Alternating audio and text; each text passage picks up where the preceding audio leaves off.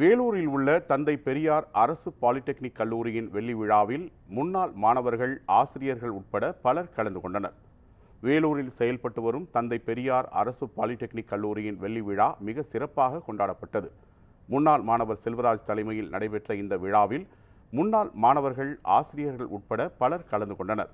இவ்விழாவில் கல்லூரி முதல்வர் மேகலா, முன்னாள் முதல்வர்கள் உள்ளிட்டோரும் பங்கேற்றனர்.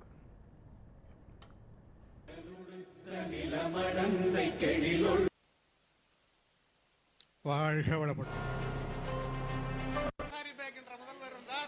அவர் வைட் அண்ட் ப்ரொஃபசர் இந்த ஆண்டும் 35 பேர் வந்திருக்காங்க. Batch, thank you so much. Ladies and